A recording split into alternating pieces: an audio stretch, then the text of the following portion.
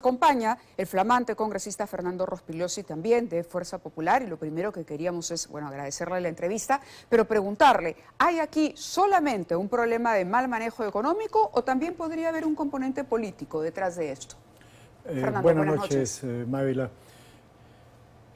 Mira, en realidad hay un mal manejo económico y creo que lo que dicen los economistas, los expertos, hay una falta de confianza que influye en un factor fundamental que es la caída de la inversión privada, que es realmente el motor de la economía. Y entonces, si este gobierno no da estabilidad al país, no da perspectivas, se produce lo que estamos viendo en este momento. La inversión privada cae y la economía se contrae, hay menos empleo, hay menos ingresos y la situación se va complicando.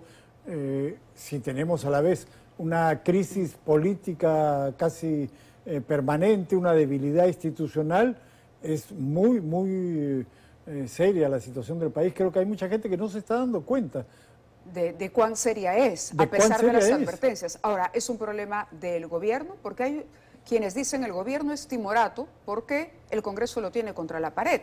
Es decir, el Congreso aprueba medidas populistas. Por ejemplo, estábamos hablando hasta hace poco de la posibilidad de un nuevo retiro de los fondos de las AFP. Y eso es claramente una medida populista que atenta contra la confianza de los inversionistas. Sin embargo, el Congreso insiste. Hablamos del transporte informal, que de alguna manera deteriora la confianza de cualquiera que quiera invertir en transporte, porque siente que tiene competencia desleal en el mercado, y el Congreso también la impulsa. ¿Qué autocrítica se puede hacer desde el Congreso o qué debería hacer el Congreso ahora? Bueno, no me pida autocrítica. No, yo lo sé. No. Es injusta, por supuesto. Usted acaba de sentarse en la curul, pero desde la mirada del analista, vamos a ponerlo así, no como parte del Congreso todavía, sino como analista. No, es verdad que hay populismo en el Congreso y desgraciadamente no hay liderazgo tampoco de parte del gobierno, porque si el gobierno tuviera liderazgo, podría eventualmente también evitar que desde el Congreso se den medidas populistas. Pero ¿Y cómo no se gana liderazgo o cómo podría la señora Boluarte o es incapaz el gobierno? Ya no hablamos de la señora Boluarte, hablamos de la señora Boluarte y el señor Otárola, porque está claro que aquí hay una dupla que gobierna el país. Pueden convertirse ellos, tienen tiempo hasta 2026, les alcanzará para en algún momento convertirse en el líder o los líderes que necesita el país para ofrecer seguridad, confianza y certidumbre. No, definitivamente no, porque no solamente se trata de la señora Boluarte, del señor Otárola. Miremos en un tema que a mí me interesa, que es seguridad y defensa. Mira esas dos personas que están en el Ministerio del Interior y en el Ministerio de Defensa. Es lo más alejado que uno puede tener de un auténtico liderazgo que se necesita para enfrentar la delincuencia, para enfrentar el terrorismo en el narcotráfico. No hay liderazgo por ninguna parte en el gobierno. Y la señora Boluarte es, bueno, la única que tiene que quedarse ahí. Los ministros pueden cambiar, ¿no es cierto? La señora Boluarte no tiene liderazgo, está clarísimo. Pero ella podría buscar a gente que sí lo tenga y no lo hace. ¿Incluyendo un mejor jefe de gabinete?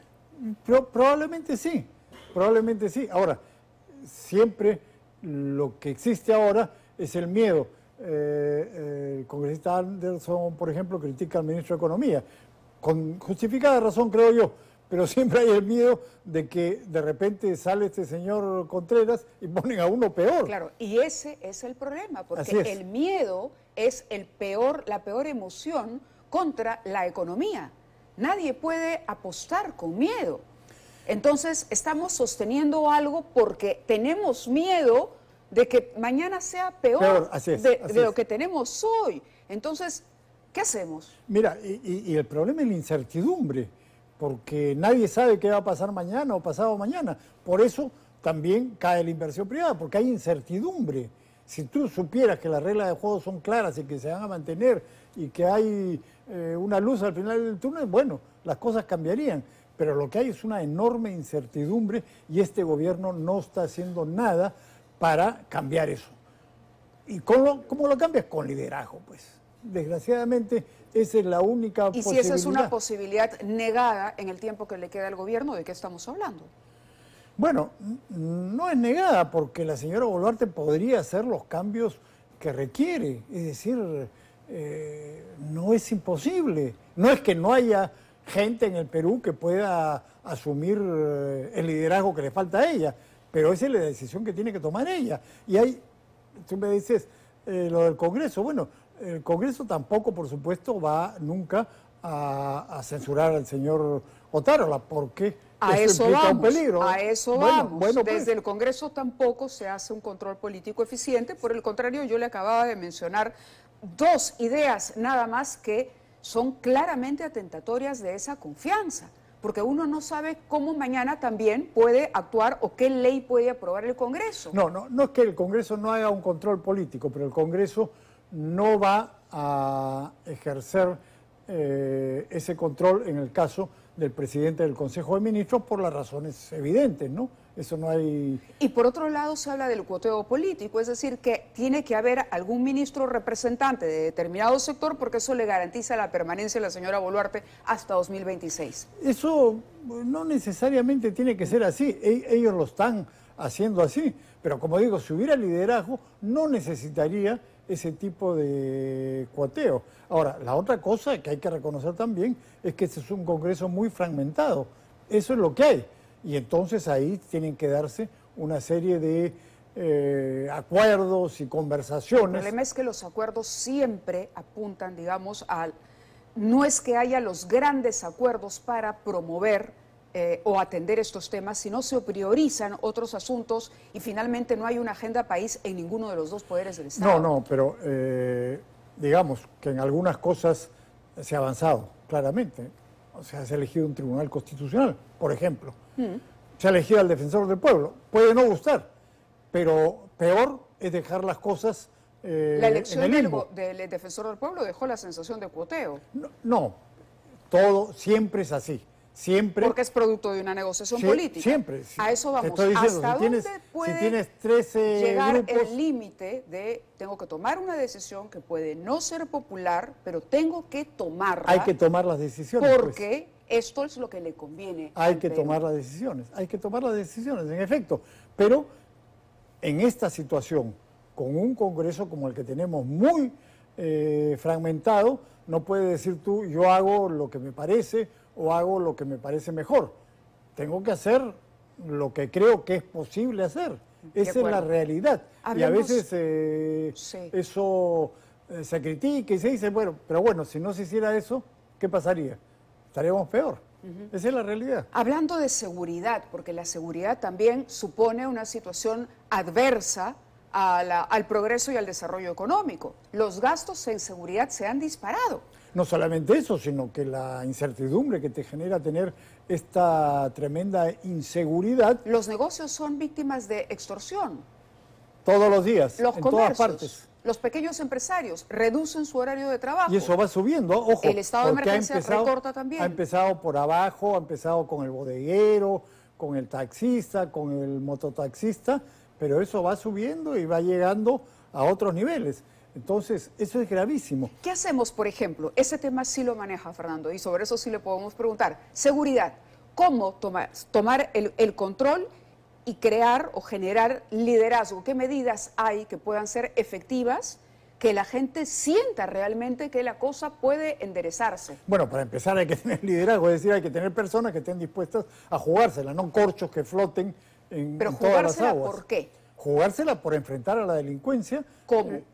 Bueno, con energía, para empezar respaldando a la policía en el enfrentamiento contra la delincuencia. Lo hemos dicho muchas veces y todos lo conocemos. Los policías tienen temor a dispararle a un delincuente porque después ellos van a ser los perjudicados, los fiscales lo van a procesar, van a arruinar sus carreras, no hay respaldo de parte del gobierno, del ejecutivo, del ministro, de la presidente, en fin, no existe eso.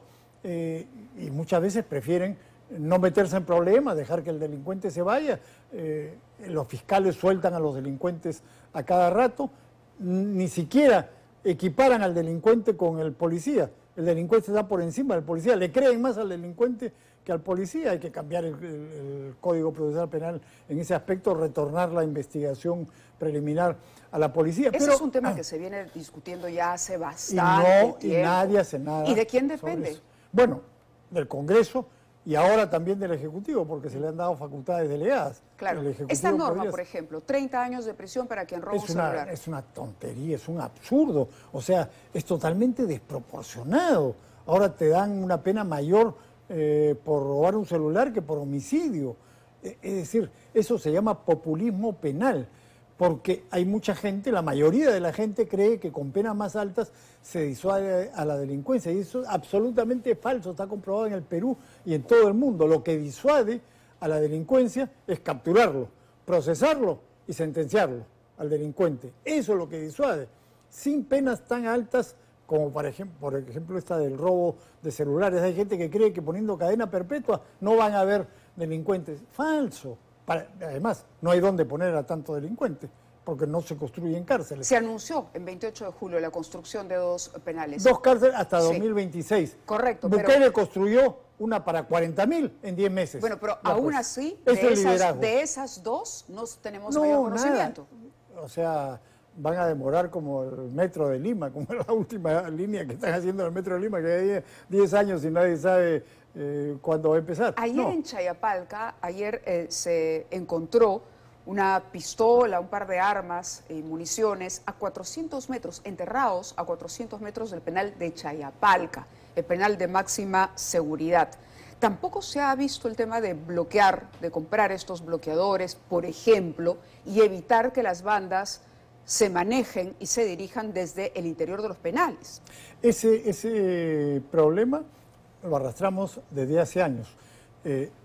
Y además, una cárcel sobrepoblada, como están casi todas las cárceles peruanas, es inmanejable. Tú puedes poner al mejor director de prisiones al frente de una cárcel sobrepoblada y no la va a poder manejar, la van a manejar los delincuentes, es imposible. Cuando tú tienes una cárcel para 2.000 y hay 8.000, pues no la puedes manejar. Entonces, eso es lo que está pasando en Chayapalca. Desde ahí, este sujeto mamut, este delincuente venezolano, dirigía los crímenes, los delitos, los asesinatos. Pero es absurdo. Y eso es lo que tenemos.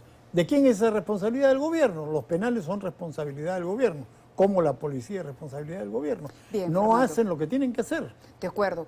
Bueno, mucha buena suerte ahora que Muchas se gracias, inaugura. Mariela. Y hablaremos de la autocrítica en un par de meses, ¿no? Seguramente. ¿Puede ser? Sin ninguna duda. Puede ser, perfecto. Entonces, mucha suerte. Me imagino que participará en el debate y en las propuestas en materia de seguridad. Bueno, sí, ya me han incluido en las comisiones de Defensa y Orden Interno, en la de Inteligencia, en que hay un problema con el reglamento, no sé si podrá efectuar, la de Fiscalización y probablemente en la de Seguridad Ciudadana, gracias a que en la bancada de Fuerza Popular han retirado a los que estaban ahí. Yo les agradezco a ellos. Enhorabuena. Y bueno, yo voy a entrar a alguna de esas comisiones. Gracias por estar con nosotros. Gracias, María. Buen fin de semana. Pues bien, vamos a una